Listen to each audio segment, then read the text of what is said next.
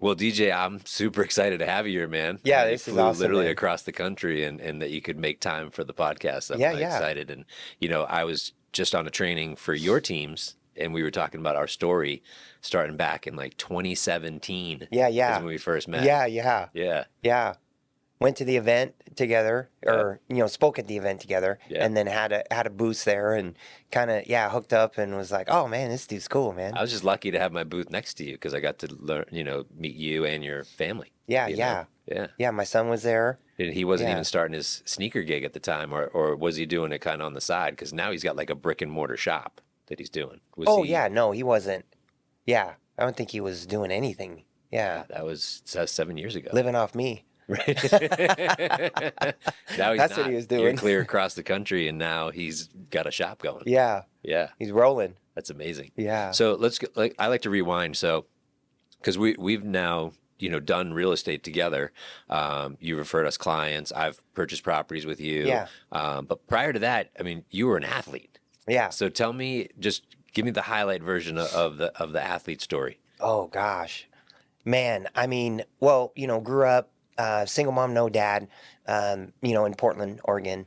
Had ADHD massively. Like I can't believe that. Like I was not on medication. I mean, we were poor, so that was probably a big part of the reason. My mom probably couldn't afford Was it it. even a thing back then? I don't know if it was a thing in the 70s. Yeah. So, but. Anyways, yeah, grew up single mom, no dad, had ADHD, had some abuse, had things, challenges like everyone, right? Poor. So, financially, right? Didn't have a lot. My mom was, single mom, worked multiple jobs, never drove a car, took a bus everywhere. So I just saw like this Italian woman, like just grinding, Yeah. and so my whole thing, man, was like, obviously I was very talented athletically in actually everything, but specifically baseball. Like I was meant to hit a baseball, right? So I had a great sophomore. I went to junior college at Mount Community College in Oregon. Had a great sophomore season, and basically San Francisco Giants at 19 years old. I was their sixth pick in '91, so they took me to Right out of junior college? right out of junior college. Wow. Yeah. In fact, for those baseball fans listening, I haven't said this much, but my very first year, so that was the year they had rookie ball. If you were a teenager, you were supposed to go to rookie ball. My scout was like, no, dude, he's going to short season single A in Everett, Washington. Wow. So I went to a short season single A in Everett, and that year in the it was called the Northwest League. There was four teenagers in the league. There was me. There was a guy named Sean Estes, left-handed pitcher, first-round pick for the Mariners, pitched for 10 years in the big leagues. There was a guy named Mike Hampton, who pitched in the big leagues for 12 or 13 years, lefty. He was a first-round pick out of high school. And then there was a guy named Todd Hollingsworth that ended up being Rookie of the Year for the Dodgers, I think, in '96. Wow. We were the only teenagers in the league in 1991, right? So I was saying, man, I was in good company, you know what I mean? So, but yeah, man, that was kind of how that all started, man. There was a stat last week that I was looking up because I told you I did a talk with I had Todd Stoudemire talk to our entire company, right? So I pulled these stats, and it said that less than 7% of high school baseball players will make it into college. Less than 11% will make it into the majors, and then less than 20% of the majors will ever play in the World Series. And so to think about those percentages, that's like 7% of high school will go on to college to play. Yeah. And then less than 11 was that they would even make it like you did up to the majors. That's crazy. Yeah. Well, I think, Greg, I think that, I think I shared this with Andy, but one thing that I come to realize was when we're growing up, right, we're in school, specifically, let's just talk that. If we get an F, if you got an F in school growing up, like what happened? Well, I got bad trouble. Yeah, butt whooping. But here comes right? the bell. Here comes the dude. spoon. My mom was Italian. She had like a metal spoon, dude. I had the wooden spoon. I think that's why my fingers are all crooked, man. I think she broke a couple. But like, dude, she went ham on us, There was right? consequences. Consequences. You're in trouble. So we were wired from an early age that failure is a really, really bad thing. And if you fail, you're going to get in trouble. So it's no wonder that people grow up, right? And they're scared to take risks. They're scared to take chances because they don't want to fail. Because subconsciously, if they fail, they're going to get in trouble, right? And so I've come to understand that, right? I didn't when I was younger. But I think that, yeah, man, listen, we can't control a lot of times external things, but we can control so much internally, right? We can control not really our thoughts, but we can control what we believe. We can control, our routine. We were just talking about that, right? Yep. Like our routines, our habits, our self-talk, how we treat others. Do you start the day with gratitude? You start with prayer. There's so much. I think so many times people don't understand how much control that we have control our fitness, right? I put on a ton of muscle just in the last 2 years because I started going, you know what? I want to experience my best version of me, and I'm not. And so it's time. You got committed, made man. A decision. Yeah. Made a decision and then took action, right? And consistent action. And I think that's the over a long period of time. It's always going to take. End, but really, it's understanding that it's going to be a long journey. For entrepreneurs, man, you see, especially, on not that it can't happen fast, right? But a lot of times you see these people on Instagram, TikTok, whatever, and they're like, yeah, make X amount selling Amazon, I made $100,000 or whatever. Well, dude, you sold $100,000. You probably made 30. And then out of the 30, how much did you have to pay? Right. They ended up, you back it up. They really made 15 or 20 or 10. Mm-hmm. And then, so there's this. But you're never done. But you're never done. Right. You're seeing the highlight reel, but it's not like, and you think that's the top it's of always the mountain. I tell entrepreneurs, dude, listen, and I've been an entrepreneur since I was 29 years old. Started my first company, sold it, whole nother story. But haven't worked for anyone since I was 29. I'm 53, right? So at the end of the day, I think that entrepreneurs need to be told, dude, entrepreneurship can change your life, but it's going to be way harder than you think, and it's going to take you longer than you think, right? Yeah. And I think if you're okay with that, and when it's saying long, I mean, you can make a big dent in 90 days, 6 months, right? If you have a good mentor and stuff, you can really 6 months to 12 months, but it's really going to... It's not just that. I don't stop after the 6 months, stop after the 12, right? Correct. It may adjust, but you're still going. Yeah. Right? Just like you can't stop right now eating good and working out every day. Oh, because you would just get fluffy and dude, if I don't, and I hate legs, right? But I have to do them every other day. So if I don't do legs for a week, dude, I'm not exaggerating. I will feel atrophy in my legs. Oh, for a week, right? It's crazy. It's wild. So but that's But that's just a thing. That's why it has to be long obedience in the same direction over a very long period of time, and understanding it just doesn't stop. I look at it I've always looked at it, Greg. I was explaining it like this. Imagine a big rock, like a boulder, right? And it takes an exorbitant amount of energy to get that boulder moving. You're pressing on it, you're pressing on it, you're pressing on it, right? And finally, it gets moving, and now you got to keep pressure on it. Yep. Right? All you got to do is just keep going and be consistent and keep the pressure. Keep that momentum but if you stop, now you have to exert all that energy again. That's a great analogy. Yeah, to get the boulder moving. And so, I think, that's something that I think, people can, learn something from. For sure. Hey, let's go back. So, what was your transition out of baseball? You said you bought and sold a company. Was that first company, was that after baseball? Yeah, so I left ball, unplanned, met a gal, she got pregnant. My son came along, had breathing issues. Not having a dad, I was going to, my thing was, I always said growing up, you grow up without a dad, you have anger and resentment. And so I was just said, man, I'm not going to be like that. And I think sometimes we can know what we want by what we don't want.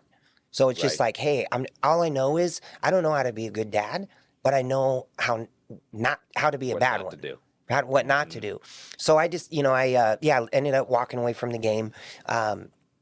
and raised my son his whole life, coached him in all the sports. You met Devin, cool kid, has Awesome Holy kid. Kicks, the sneaker store. We'll give him a shout out. Yeah. Selling the Jordan, Jeezy, Bape, all that.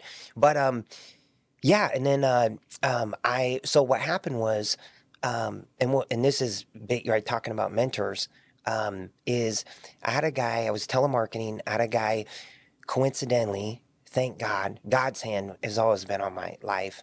By the way, which I'll talk more on. But that yeah, his name was Chuck Roberts. He came to me one day. He said, "Hey, basically, he ran this guy's sales team at his company, and I was just telemarketing, setting appointments, and he was 2 years older. He was an athlete, right, in high school, so we knew some of the same people. He goes, "Hey, I'm going to start my own company, me and Donnie. Do you want to make more money?" Like the power of asking good questions, right? Yes. Yeah. So I was like, well, yeah. And so he said, "Hey, I'll take you under my wing. I'll teach you sales, I'll teach you everything." And yeah, so for the first like 8 months, I was this guy's only sales guy. What I didn't know was he was the number one salesperson in the whole country for home security systems. Created his own script, created his own process. Was like the Tony Robbins of security sales. Yeah, pioneer, man. And I love Chuck for that. And I look back and, I haven't talked to him in decades. Hopefully he watches this. But no, it really was like a big turning point because I had someone take me under their wing and teach me the intangibles. Dude, we're meeting at 6 a.m. If you're a minute late, we're meeting, like the meeting's canceled and we're meeting the next day at 5. If you're a minute late, the meeting's canceled and we're meeting the next day at 4, right? So I learned quickly accountability, which is a big missing piece in I think it's maybe the number one missing piece in mentorship. You didn't, other than sports, you had it there, but this is the first outside of sports entrepreneurial mentor that you had. Oh, yeah. Yeah, took me under his wing, and that was really the turning point. 2 years later, at 29, so I was 27. At 29, I left it when I was 26. The game. At 27, I went to work for Chuck. At 29, because at 29 we know everything, right? Oh yeah, so you're ready to go. Yeah, I'm like, dude, I'm starting my own company. I can do this. So I did, right? And he sued me, for it was a small amount, right? Just to teach me a lesson. And I paid him, whatever, it was like a few $100 a month or whatever. But and we moved on and had a good relationship after that. But yeah, man. And so did that. And in the early 2000s, I got lucky. I sold my company to retiring executive at Frito-Lay. Really good guy, Neil. His son worked for us in sales, and they wanted a family company. Is that how you got connected? And so you had him. He was working for you, and then his dad was like, "Hey, I want to buy that." Yeah. Hey, man. My dad's retiring, and would you sell the company? So anyway, so at the end of the day, sold it, had a chunk of money, and then. Did you reach out to Chuck on how to structure the sale of a business? Like, you've never sold a business before. How did you figure out how to do it? I didn't. I just threw a number out there and they took it. And I probably shortchanged myself big time, right? Well, I didn't. Took it right away. Dude, I didn't know about anything to do with selling a business, like EBITDA. I didn't know any of that. I was like, this sounds like a good number. Yeah, exactly. And so, so that was a blessing. And then I went right after that. I always was intrigued by real estate. Grew up watching Carlton Sheets, right, and all that, right? Like you probably did. And dude, I was always like, it was always like grab me. I don't know what it was, but it was always intrigued with real estate. Something about it. But I'm like, then the mind monsters come in. Well, I probably could never do that. I don't have the money, right? And all of that. And so, and I think that, that's a little bit of a byproduct in growing up poor, is you hear a lot of those things, and your parents say it not to hurt you, but it does, right? It creates those doubts and the stories and limitations and the lid and all that. So yeah, man, I went to a Robert Allen, Robert Kiyosaki event, coming with the big thick books, and my ex-wife at the time was like, "Oh yeah, let's go through this and learn it," and right, and I was like, "Listen, man, everything in my life that I did, I only learned one way. I hated school, was like a CD student, barely graduated, right? And so I learned by doing.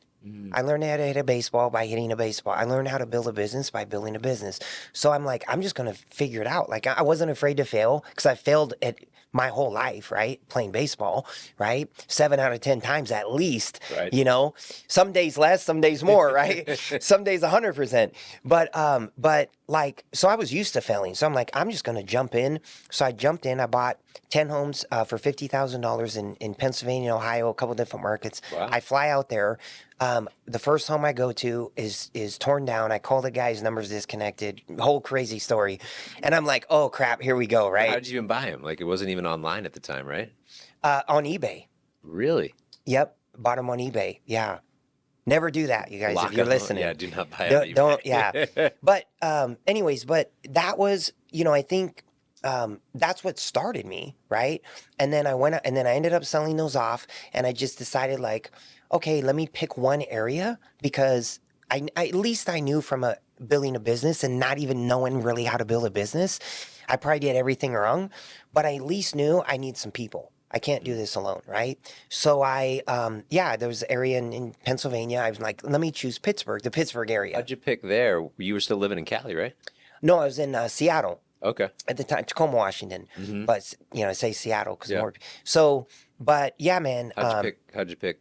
They were they were in the pack. So when I bought the 10-pack, there was a couple in Pittsburgh, a couple in different parts of Ohio, like Muncie, Terre Haute, Kokomo, like areas like that. And so yeah, man, I was like, you know what? I'm just gonna. My brother and I grew up Steeler fans, so naturally, Awesome. and Pittsburgh was, very much like Portland, where the bridges and the waters. So I was like, this is dope. I love it here. Cool. I'm just gonna figure it out here, cut my teeth here, learn the game here, and bring everything I know back to Seattle. That was my initial thought. Okay. And then, first year I picked up 24 rentals, Wow. and and then from that.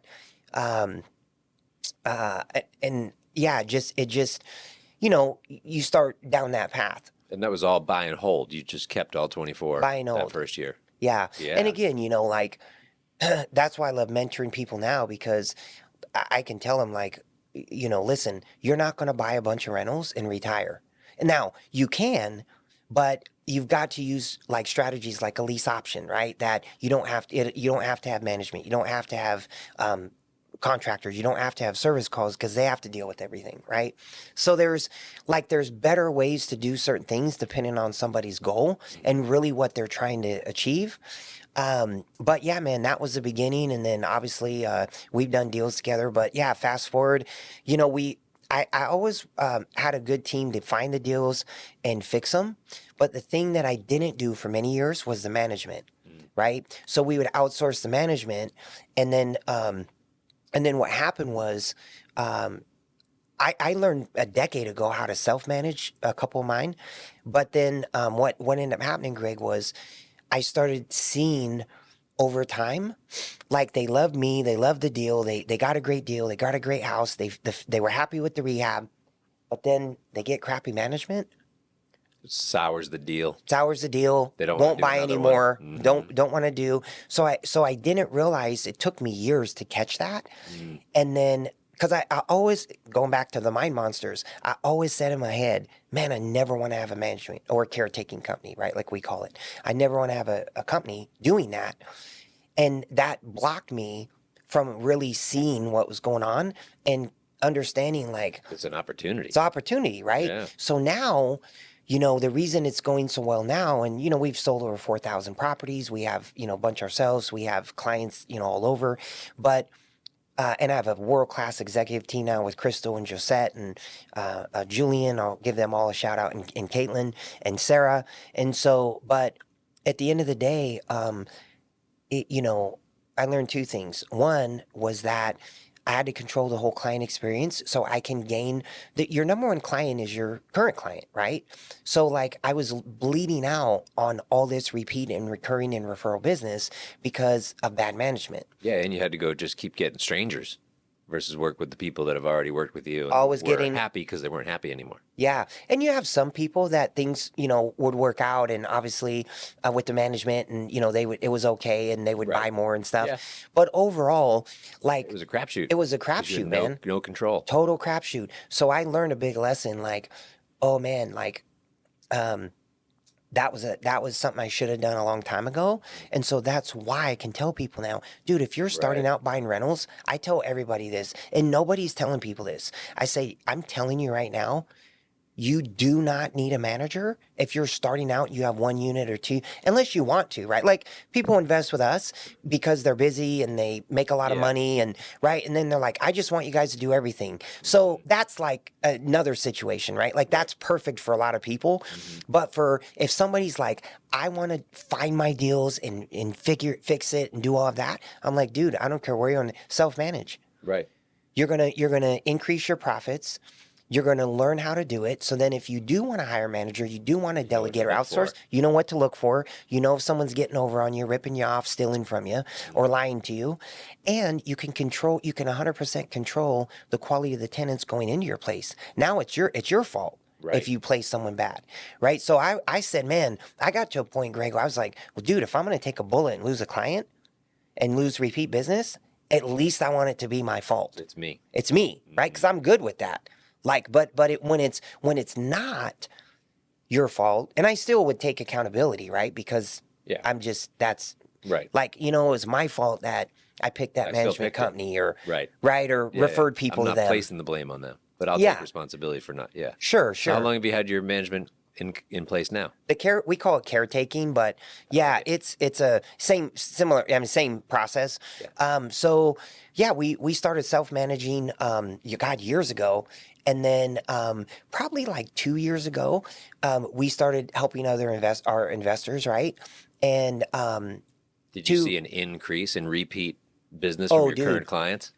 Through the roof. Significant lift. Yeah, 75% repeat business. What was it before? Over and over, probably 25. Wow. Yeah. Nice. Yeah, big difference. That's huge.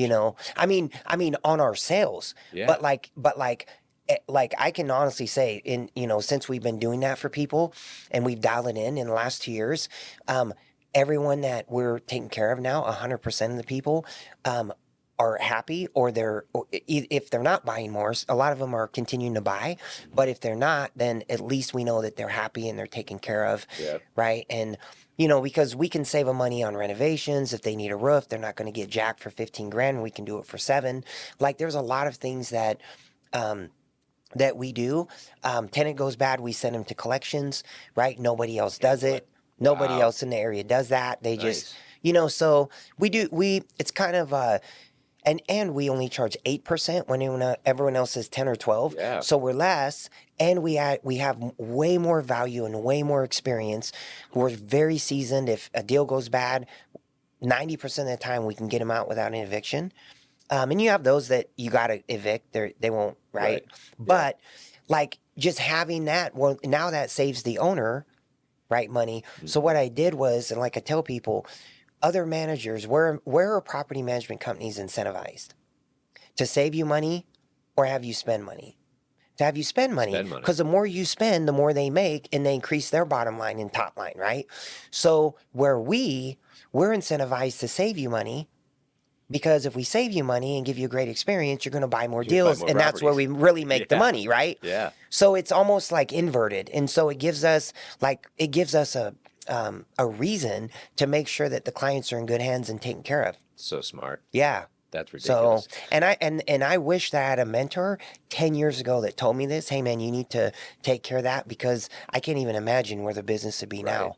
Wow. Yeah. Now you're mentoring people now, right? You still have your academy? Mm-hmm. Okay. Yep. How does that work?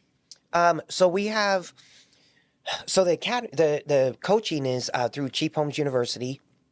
So a couple of things. Yeah, Cheap Homes University, how to get rich with cheap homes, right? So we teach people, because everyone hears about buying homes in Michigan, Pennsylvania, Indiana, Ohio, Louisiana, some in New York, Mississippi, right? All these low-cost markets. But what they don't realize is, dude, there's a massive freaking learning curve. like massive. And anyone that's listening to this has done it knows I'm telling the truth. So, so what we do is we teach them multiple strategies, right, on how to find the deals, right, how to get them in the cheap markets, but then like things that they can do. It's not just like, hey, Burr, buy it, fix it, refinance it, and keep going, right? It's like, no, man. Like you can buy a house I bought at a tax sale for $6,000, sold it for $49,900, didn't touch it, right? Wow. And got $2,000 down, $1,000 a month, right? So you buy it, you own it, and now you just sell it on seller finance, list it on Facebook Marketplace, right? That's all we do. And to be honest, and maybe boost it, right? Because that gets you more. It's like an ad, right? So, but yeah, so there's strategies that people can use that they don't even know that they can use. Well, what's the top mistakes you find the people that are coming to you or that try to just do it on their own say, I know how to do that, or I'll figure it out on my own? What's top mistakes you see people make? Like if they're wanting to buy turnkey, or you mean you mean turnkey, or like they just want to try to figure out how to do what I teach on their own. Exactly. Oh, yeah, dude. Yeah, contractors running off with money, management sucks, rips them off, and they're not going to know. Like everything looks good on paper on the front end of the deal. Oh, I'm going to make 15% or 10% or 8% or 20%, but then you don't really know what you're really made until you look back 3 years later and go, dude, I lost money, right? Or I barely made any money because they placed a bad tenant or whatever. They moved out after a year. All the money I made in rent, I had to freaking put back into that thing. Yeah. New porch, new roof. And then the major stuff, right? Yeah. So you have turnover costs, you have vacancy factor, you have, there's just so many things. Yeah. And a lot of people don't realize that. That's what I was saying. Most people don't realize how much really goes into it. Even the location, like figuring out where to even get it. Yeah. Yeah. Not just city, suburb, whatever, but like what the location. Is it near a park, a school, a hospital? Like, where is it? Yeah. And the thing is, people live everywhere. I wouldn't buy a house in a completely boarded up neighborhood, but like if I'm doing like a strategy like that, like buying it cheap, however I got it, I'll buy in like a C neighborhood. I don't buy in like D and F. I stay out of those. What defines it as a C, a D, and F? F is like danger zone, shots ringing out at night, every night. Areas that like, people are like, dude, don't drive down there, right? That's like F to me. D is like a little bit better, right? But not much. But like it's basically similar, but there's no boarded up homes. Like there's people living there, right? And then I think C is like, hey, this is nice, kind of middle class, middle of the road. White and blue collar people, a mixture, and it's a nice little street. It's quiet. There's no riffraff, right? Kind of thing. What makes something an A? A is, you're in a premium location. You're in a premium school district. School district is big, right? Yeah. Like that's huge. So that's a big part of what would make for it a long-term tenant. Yeah. You want those families that are like, hey, I want to put my kid through school, and they're going to be there 3, 4, 7 years. And all these outskirt cities in these low-cost markets are vary. But, man, like the A's are, even if it's not a great school, they still have A neighborhoods, right? If the school's like middle of the road, like a 5 or a 6 out of 10 on great schools or something. Yep. So it's still like, man, this is really nice. Like, dude, I could live here. So you help people with how to identify those places. Like, hey, here's what to look for. Here's how to grade it as an A, B, C, avoid D, F. Yeah, we have two facets. So we have investors that are like you, that are busy. You have a mortgage company, right? That's very successful. You have a family.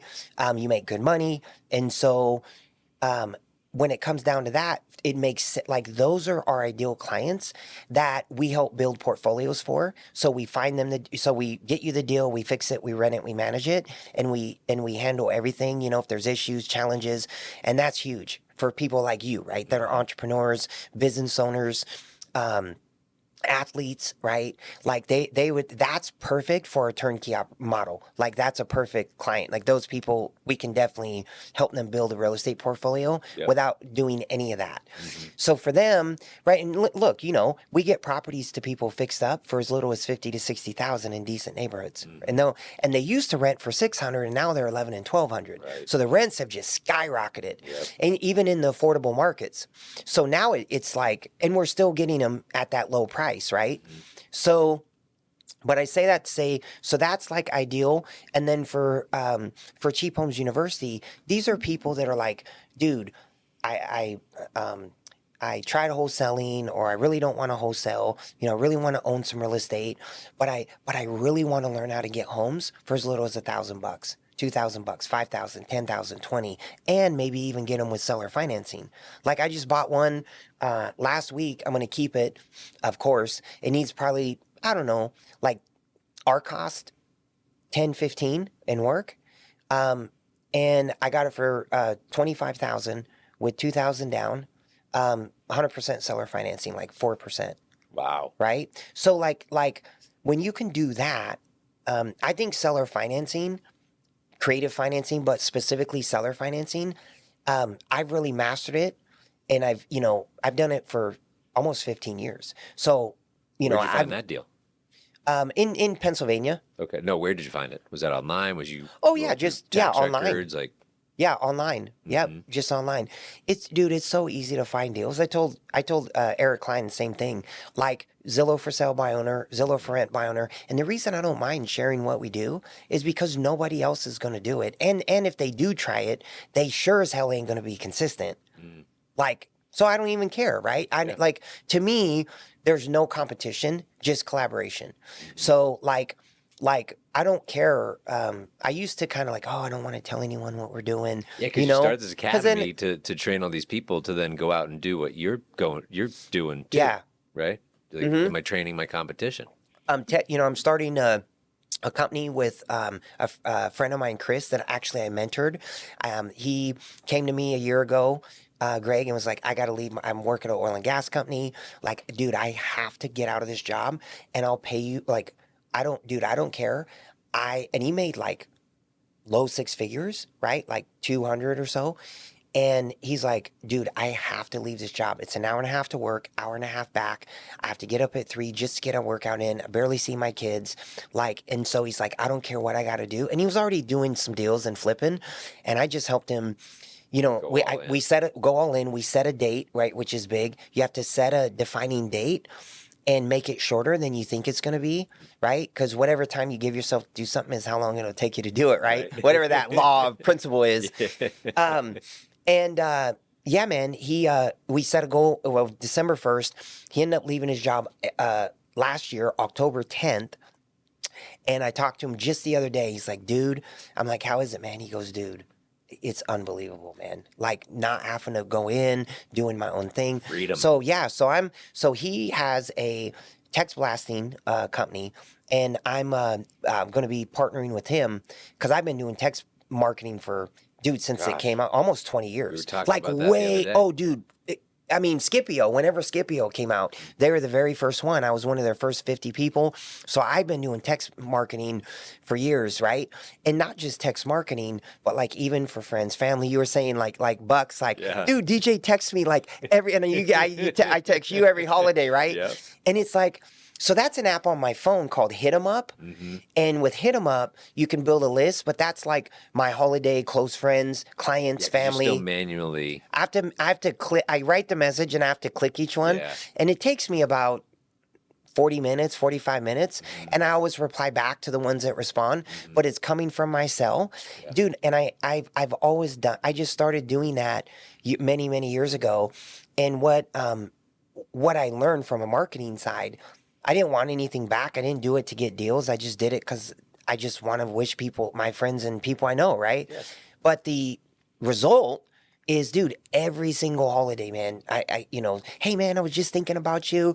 Dude, I sold this house. Can you help me? I've got X amount. Can you help me? I had a guy recently, I haven't sold a property to in 8 years. And he sold his business and he hit me up off the New Year's text. I was like, hey, man, I'm going to have this chunk of money. I don't want to have to pay taxes. Can you guide me? I talked to him about depreciation and write all of that. And and so I'm going to help him invest that and get an apartment building, right? Sweet. But that is all from what I call TOMA, top of mind awareness. It's all like, look, people don't care what you know till they know you care, right? That whole saying, but it's really true. And I think if you can, in a world right now, in my opinion, that there's a lot of good people, a lot of people are out for themselves, and they're out to do transactions. It's all transaction based. If you can outlove, outcare, and out care your clients, right? If you can show them so much love and so much care and go above and beyond and do things for them that no one else does, right? That they don't expect.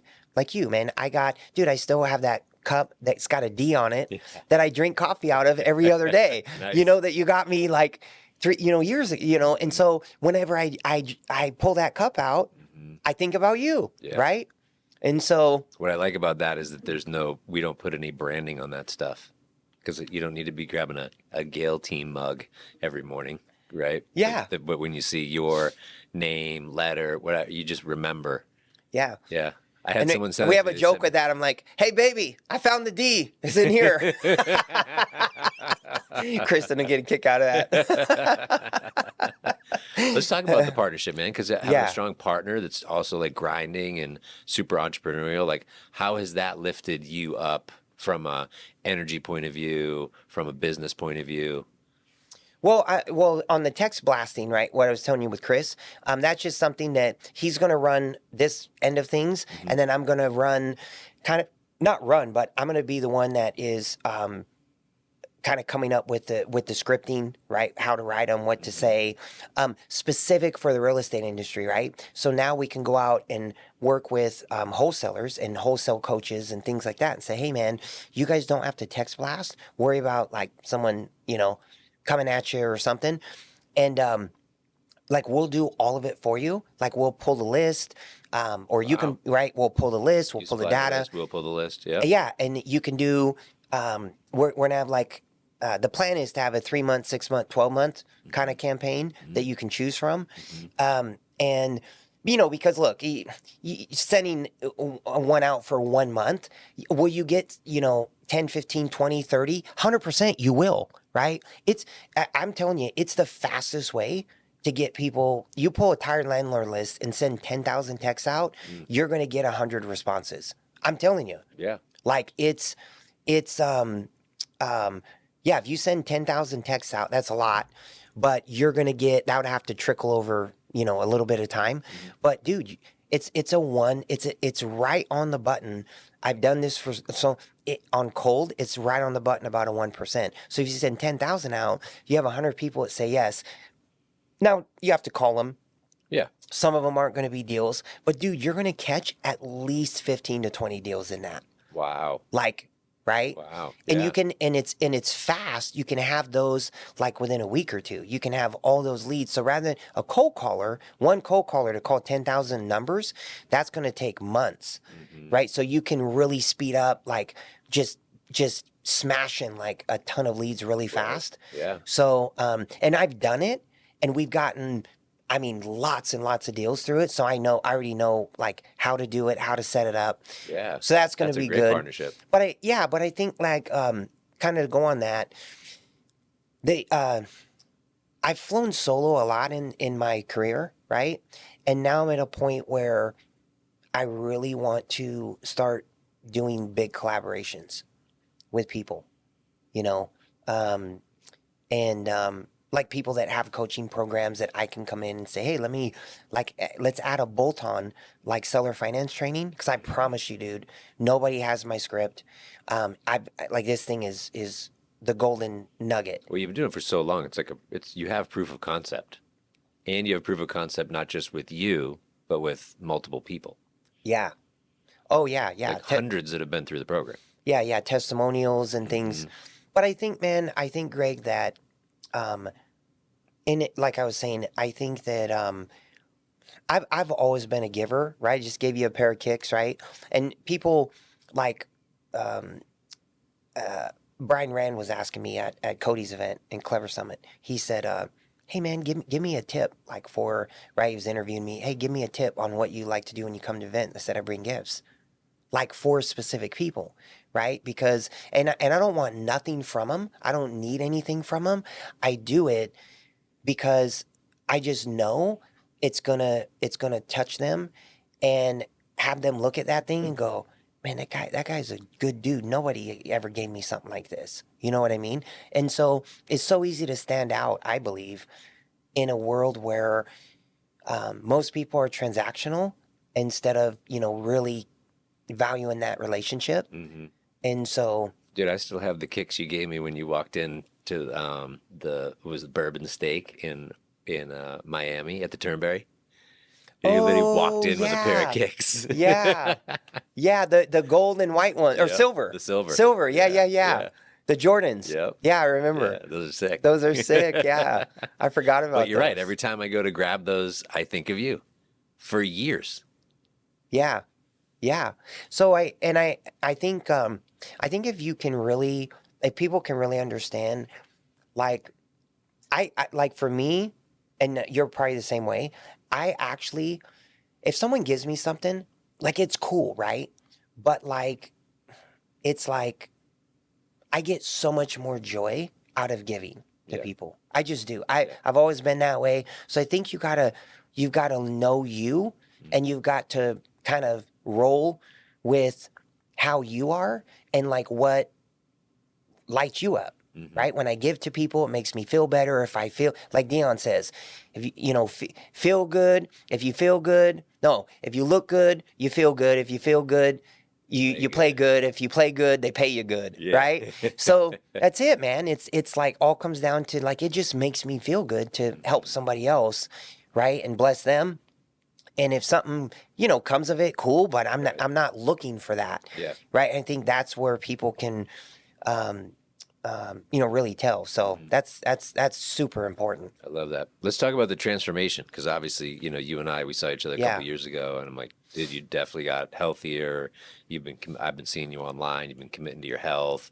What was that switch where you said, all right, I'm making the decision. More muscle. I'm committed. A little more. Yeah. Man, it was, one was my fiance, Kristen, love you, babe.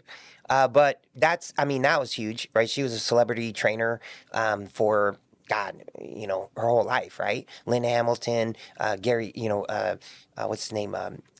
Gary Sinise, Randy Gerber, Cindy Crawford. I mean, the list goes on and on. So, but these are clients that she worked with in some capacity, right? Mm-hmm. So, but I say that to say, Trump's ex-CEO, forget his name, but ultimately, I think that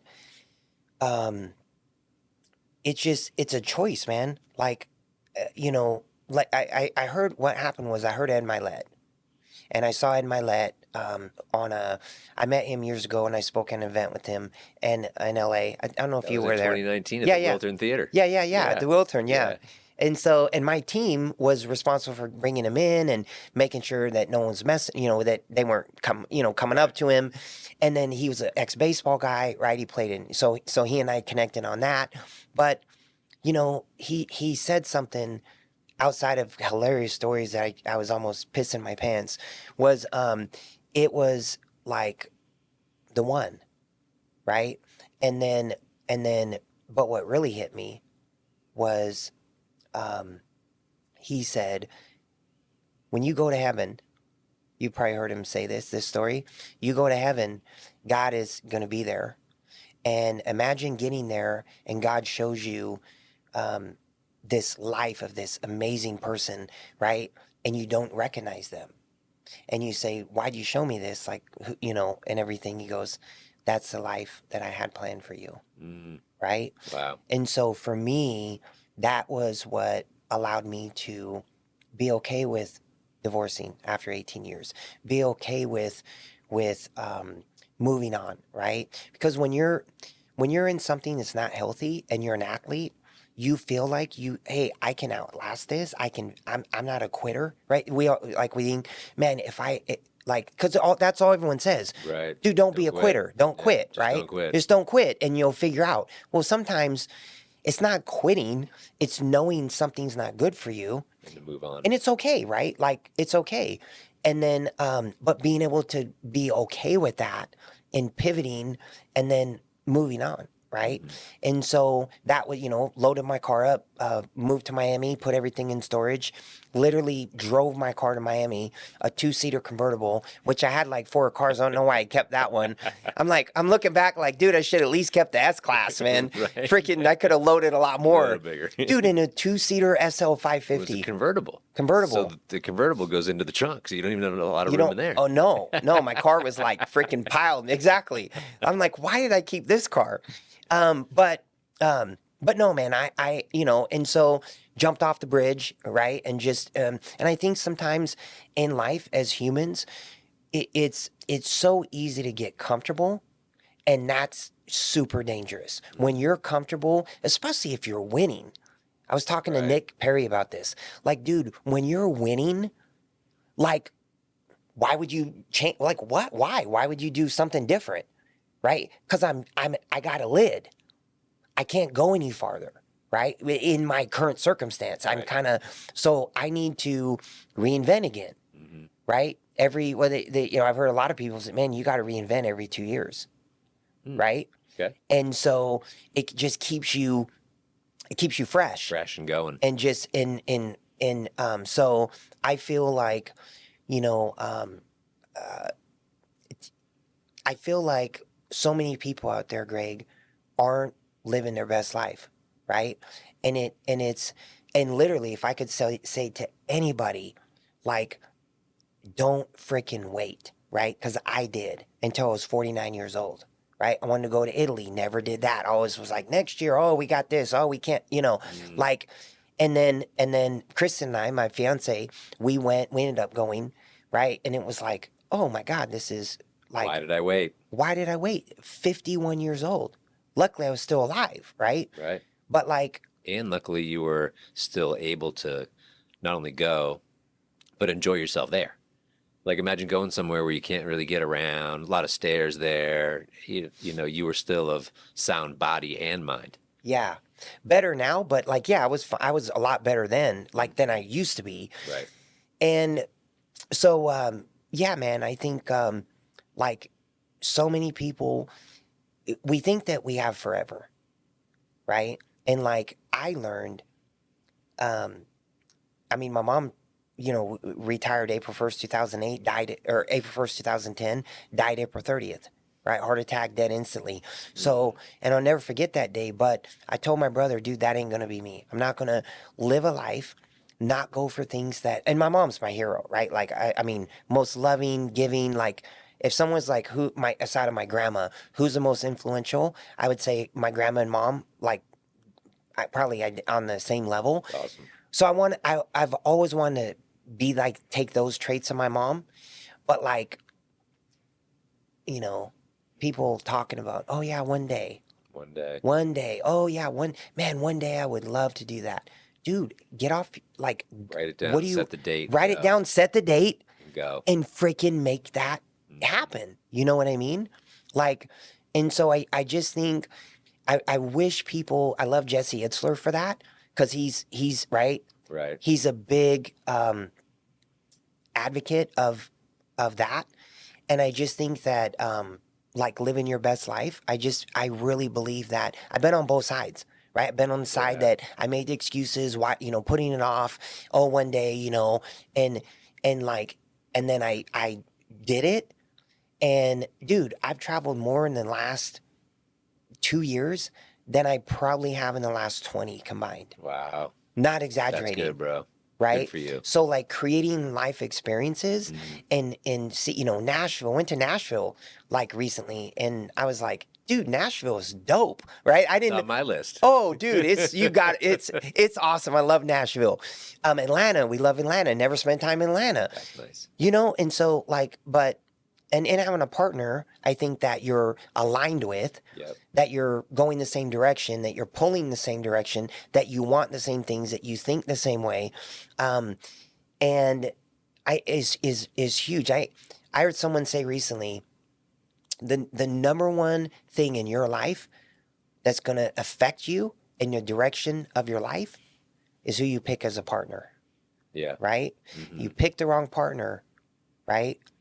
It can take you the wrong trajectory. It can take you the wrong trajectory. And like, even for me, I can talk about it openly, and I don't have anything negative, anything bad. It's like, it is what it is, and like, wish you well, but I'm gonna go and live my best life now. Yeah.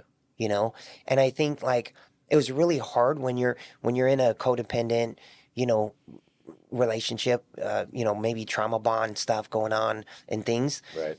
But I just think, man, I wish that people understood, like, dude, people die what's the number of people that don't wake up every day? It's like, I forget it's staggering. Yeah. It's like a lot. Thousands and thousands of people in the world don't wake up every day. Thousands of people didn't wake up, right? And like, I think when you really start to understand, my time's more valuable than money. Money's great, but my time is way more valuable than the money. And creating life experiences, man. Yeah. And just like, going for the things that we've been putting off. I just wish more people did it, Yeah, and go for it sooner. Sooner, man. Well, as we wrap up, man, I want to know your daily playbook. Like, what does that look like on the day? Because I know, you and I talked about, you're very tight on your routines. Not only, even when you were here, I saw you doing your stuff. So when you're at home, what's that normal day look like? So like, even when I was here, right, same thing. Here I got up probably even earlier, like sometimes 4 or 5, right? I wake up a little bit later than that at home. Sometimes I wake up 4 or 5. But time change here, so you got to... Yeah, time change. I didn't think of that. Yeah. But yeah, getting up at a decent hour, right? That's different for everybody. I personally, what I like to do is I go out back or into the water. I love the water, right? I think in a prior life I was like a freaking dolphin or something, right? I go, I love going in the water. I get my drink. I take a lemon, organic lemon, put it in a blender, the whole thing, with water, blend it up, drink that, and then have my little morning drink, and then I have my coffee, and then I go out in the pool. I listen to a God prayer deal that I follow. I do my praying, and then I do my gratitude. And while I'm doing my gratitude, right, like thanking God for all the things I want to have happen that day as if they've happened. Like, thank you, God. And it could be Allah, the universe, whatever someone believes, right? But it's like, thank you, God. Like, for me, it's like, thank you, God, for this specific deal, everything working out as it's supposed to. Thank you for this. Thank you for that. Thank you for a great fiance in my life. Thank you for a great house. Thank you for, like, just socks to wear, a roof over my head. So I do my gratitude. I think gratitude, people talk about it, but that has really changed my life. And when I'm doing it, I'm smiling. So I'm like anchoring happiness to that. And then, man, I eat some protein, go to the gym, get my lift on, and then get my day going. And I'm not on the phone until, like, I do on my walk. If I go for a walk in the morning, I mix it up. At 9, I'll make some calls to my team. Hey, do you guys need something? Right. Maybe do a little training or something. And I kind of, they call it stacking, right? So I like to stack and do things that I'm doing this anyway, but then I'm walking anyway. Let me make some calls or get. So, that's big. And then I lift, get something to eat. But I'm, going at, honestly, man, usually like my first call is like 10. Nice. Yeah. Yeah. Because I like to take that morning. If I need to get something out or something, or my assistant, or like, obviously. Yeah. But like, for me, I think it's not about how long you work. It's about the efficiency of what you're doing and the focus you can have, which I can always be better on what you can do in those hours you are working. Like Ryan Pineda. You're better prepared. Like Ryan Pineda comes in at 10, leaves at 5. Don't work weekends. and he's killing everybody, right? He's crushing the game, right? But when he shows up at 10, I mean, he's in game locked. shape, game form, locked in. Yeah. I know everything I got to do. So he's so efficient, probably, I'm assuming, right?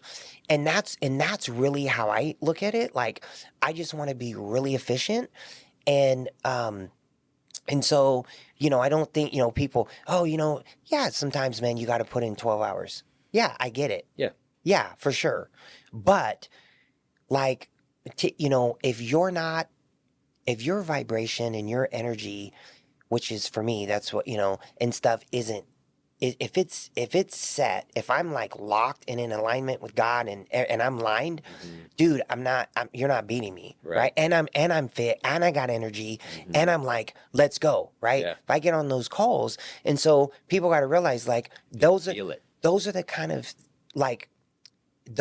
of people that you're going up against. Right, people like me, like an ex-pro, like I get it. Eric Klein, Tony Mont, Nick Perry, like you, right? Like there's, like you're going up against guys that like know the grind, and are prepared. Yeah. So you could, and so yeah, I think that it's not as much like that's really, and then obviously shut down at a decent time. Most of the time, we try to eat at between 5:30 and 7 if we can. Yep. And then lets the food all set up before you're trying to go to sleep. Maybe go for a little walk to right, let it, and then all those little things, man. Those are the things, though. Those are the things, you man. Walk after you eat, and it metabolizes your food and digests better, and take some magnesium at night. And I think too, like also having a good evening routine. Yeah. Right. And you got to know what you like. I'll plan a lot of times my calls out for the next day, but then I love chilling at night, watching some YouTube, watching some Netflix. Like that's just me. And, whether, someone says, oh, if you're doing that and I'm working 12 hours a day, well, that's good. Like, right. That's how you want to live. I'm going to live how I want to live and what makes me happy. You know what I mean? Yeah. So I think but that's my routine. I love it. Consistency. I told you, if you show me somebody's habits, routines, and let me hear their self-talk for a little bit and conversate, dude, I'll tell you if they're successful or not. Like it's just it's super easy. Simple. And one last thing too, because I love people to hear this, is people always ask me, what separates the big leaguers from the minor leaguers or the college players or the guys that make it versus the guy or the gals that don't make it, right? And I always say, dude, it's so easy. It's one thing and only one thing. Now, you still got to show up and put the work in and stuff. It's the people that actually believe in a little bit of a psychotic way that they're actually better than they really are at whatever they do. Like I had guys that they were second round picks, they couldn't hit the ball in the infield, and you're going, dude, this guy, right? And they just have swagger, like talking like, yeah, man, when I get to the big leagues, I'll send you some bats. I'm like, dude, you ain't never making it to the, you know what I mean? No. Right. And so, and you're just like, what the heck? And then you see him on TV hitting balls, out at Yankee Stadium or something, right? And you're like, good for you, man. But damn, right? I didn't think that was going to happen. But dude, that's it. The guys with average talent, literally, but a bigger belief. But they just believe they're better than they are. Like that's the hack and that's the secret. And the guys that have the talent and they have the belief, Alex Rodriguez, Barry Bonds, Frank Thomas, Babe Ruth, right? Like those are the greats of the greats of the great. Willie Stargell, Willie Mays, right? Like the great of the great of the greats, the Otanis, like, yeah, they have both, right? But it all comes down to like people with average talent. I don't think people realize, like, dude, if you work on you and your mindset and your confidence in yourself, like everything changes. If you're in sales, promise you're going to sell way more, which is going to make you way more money, right? Belief and confidence in yourself in anything, starting a business, if you're an entrepreneur, if you're not an entrepreneur, a positive attitude, it's just going to it's just going to serve you better. Well, it yields better results, and then the results keep the cycle going with the confidence. Yeah. The confidence will build back up, but it started with the belief. Yeah, 100%. Solid, bro. Dude, this was awesome, man. Yeah, thank you, Thanks, brother. man. I appreciate you having me out, great. man. Appreciate it. Run the plays, baby. Get it. Yeah.